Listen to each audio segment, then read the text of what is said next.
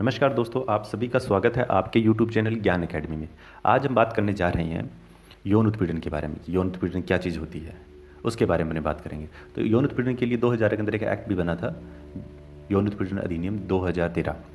तो यौन उत्पीड़न एक्ट के अंदर बताया यौन उत्पीड़न है क्या। तो यौन उत्पीड़न वो चीज़ होती है जब किसी महिला को उसकी इच्छा के विरुद्ध छूना या छूने की कोशिश करना या यौन दुर्भावना से अवांछित व्यवहार करना, ये वांछनीय नहीं है, जो सही नहीं है। अगर वैसा व्यवहार किया जाता है तो वो यौन उत्पीड़न का एक पार्ट है। अब यौन उत्पीड़न कैसे कैसे होता है उसके आगे देखते बात करते हैं। तो जैसे इस पर आप देख पा रहे हैं, शारीरिक रिश्तों या यौन संबंध बनाने की मांग करना या उम्मीद करना। अब ये महिला अपना काम कर रही है, अब इसका ये कलीग या इसका बॉस है, वो इस महिला को घूर रहा है, शारीरिक रिश्तों बनाने के लिए मांग कर रहा है, उसको उसकी इच्छा के विरुद्ध टच कर रहा है। तो इसको जो टच कर रहा है, इसका एग्जाम्पल से समझ सकते हैं कि जिस प्रकार एक जो कोच होता है, ठीक है, जो कि तैराकी सिखाता है, तो तैराकी सिखाने के लिए उसे स्पष्ट करता है कि आप इस तरह से सीखिए, तो वो यौन उत्पीड़न नहीं है। परंतु यदि पुल से बाहर आने के बाद में उसके बाद में भी उस छात्रा को छूता है, जब वह छात्रा असहज महसूस करती है, तो वो यौन उत्पीड़न है। और इसी प्रकार अगर जैसे भी अपने देखा ही था, अगर कोई कलीग है उसका या उसके साथ में जो काम कर रहा है या उसका बॉस है, लैंगिक कोई टिप्पणी करता है, ठीक है, या उसको टच करता है या कोई इस तरह से शब्द कहता है कि जो उससे असहज महसूस करती है, तो वो चीज़ है वो यौन उत्पीड़न में आएगी। इसको एक एग्जांपल से समझ सकते हैं। जैसे इसके अंदर आप देख पा रहे हैं कि यह जो इसका जो सीनियर बॉस है इसका, वो इसको कहता है अपनी जूनियर को, इसको प्रलोभन दे रहा है कि तुम मेरे साथ अगर शारीरिक रिश्ता बनाते हो तो तुम्हें जल्दी प्रमोशन मिल जाएगा।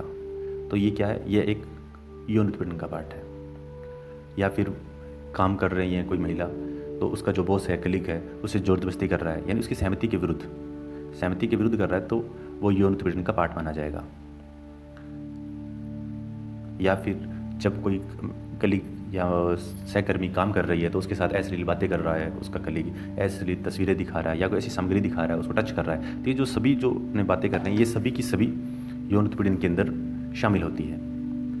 या फिर अन्य भी कोई कार्य है जो यौन संबंध बनाने पे या यौन प्रकृति का हो या बातचीत हो या लिख कर या छू कर, यानी किसी भी प्रकार से किसी वे के अंदर की गई है, तो ये सारी की सारी जो चीज़ें हैं वो यौन उत्पीड़न कहलाएगी। अब जैसे इसमें एक एग्जांपल और भी समझ सकते हैं कि जैसे एक उसका कोई वरिष्ठ संपादक है, उसके अंदर अपनी जो नई उसकी जो असिस्टेंट आई है, उसके प्रशिक्षक आई है, उसको वो यह कहता है कि अगर तुम सफल बनना चाहती हो तो तुम्हारा जो शरीर है वह काफ़ी आकर्षक है और तुम इसका इस्तेमाल करो, तो ये एक यौन उत्पीड़न है। तो इस प्रकार से अपन ने जान लिया कि यौन उत्पीड़न होता क्या है। तो इसके लिए जो अधिनियम बनाया गया है, अब अपन उस पर बात करते हैं कि इसके लिए एक अधिनियम बनाया गया था। विशाखा दिशा निर्देश जारी किए गए थे सुप्रीम कोर्ट के द्वारा 1997 में। तो उन दिशा निर्देशों के आधार पर ही 2013 के अंदर यह एक्ट बनाया गया है। तो इस एक्ट के अंदर ये बात कही गई है कि इस एक्ट का पूरा नाम पहले जान लेते हैं। इस एक्ट का पूरा नाम है यौन उत्पीड़न रोकथाम निषेध निवारण अधिनियम 2013। तो इसके क्या क्या प्रावधान है, ये पहली चीज़ सबसे पहले ये जानना जरूरी है कि ये एक्ट कब लागू हुआ था। तो ये एक्ट है 9 दिसंबर 2013 को लागू हो गया है। इस एक्ट में सभी प्रकार के जो भी यौन उत्पीड़न है या शारीरिक शोषण है उनको अवैध करार दिया गया है। अगर कोई किसी कार्यस्थल पर अगर कोई व्यक्ति ऐसा करता है तो उस पर कानूनी कार्रवाई की जाएगी। और यह एक्ट है, ये कानून है, ये सभी प्रकार के कार्यालय हो, चाहे निजी हो चाहे सरकारी हो, यानी प्राइवेट सरकारी गवर्नमेंट के कोई भी हो, किसी भी में भी होगा, तो यह एक्ट उन सब पे लागू होगा। महिला चाहे किसी भी आयु वर्ग की हो, जिसके साथ यौन उत्पीड़न होगा उसको सहायता मिलेगी, कानूनी सहायता मिलेगी, उसका पूरा सहयोग करेगी सरकार। और जिसके लिए अंदर उसमें एक कमेटी बनाई जाती है, आंतरिक कमेटी बनाई जाती है, वह पूरा सहयोग करेगी। इस एक्ट में यह भी बताया गया है कि यौन उत्पीड़न किस किस तरह से होता है, जैसे कि अपनों ने पहले की स्लाइड्स में जान लिया किस किस प्रकार के होते हैं, इन प्रकारों को बताया गया है। और इसमें यह भी प्रावधान किया कि शिकायत कहाँ की जाएगी और उसका समाधान कैसे होगा इस एक्ट के अंदर। अब इस पर लिखा गया है कि उत्पीड़न महिला को क्या क्या करना चाहिए। जो एक महिला है जो उत्पीड़ित हुई है, ठीक है, जिसके साथ मिसबिहेवियर हुआ है कार्यस्थल पे, तो उसको क्या करना चाहिए, जो उत्पीड़न करने वाले व्यक्ति को उसे सजा दिलवाने का प्रयास करना चाहिए, ठीक है, तो उसे सजा दिलवाने के लिए प्रयास करना चाहिए, ठीक है। और जो उसने गंदा आचरण किया है वो उसको दूसरों को बताना चाहिए, और जो अपनी आवाज़ उसको बुलंद करनी चाहिए, और जो बाकी स्टाफ है उसको एकजुट करना चाहिए ताकि वो किसी और के साथ ऐसा ना कर पाए।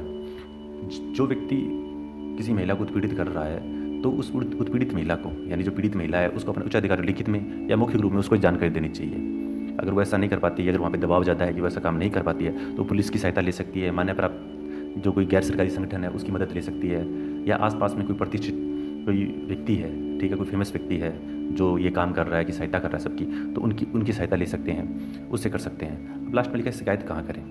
अगर कोई सेक्सुअल हरासमेंट हो रहा है तो कंप्लेंट कहाँ करेंगे, तो उसको कंप्लेंट करने के लिए अपने कहीं भी कोई भी संस्थान है जिसके अंदर 10 या 10 से अधिक व्यक्ति, ठीक है, 10 से अधिक व्यक्ति अगर किसी कार्यस्थल पर काम कर रहे हैं तो वहाँ पर उसको आंतरिक शिकायत कमेटी बनानी पड़ेगी, यानी समिति बनानी पड़ेगी उसको।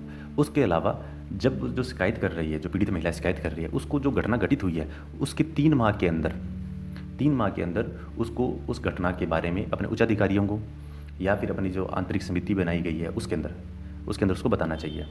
अगर कोई पीड़ित महिला है वो शारीरिक रूप से या मानसिक रूप से सही नहीं है, या उसकी मृत्यु हो गई किसी कारणवश, उसको किसी ने यौन उत्पीड़ित किया, उसके बाद उसने शिकायत करने की कोशिश की तो उसकी किसी ने हत्या कर दी या उसकी मृत्यु कारित कर दी है, उस केस के अंदर अन्य व्यक्ति के द्वारा उसकी शिकायत की जा सकती है कि किसी व्यक्ति ने उसका यौन उत्पीड़न किया था जिसकी वजह से उसने उसकी हत्या कर दी गई है इत्यादि पे।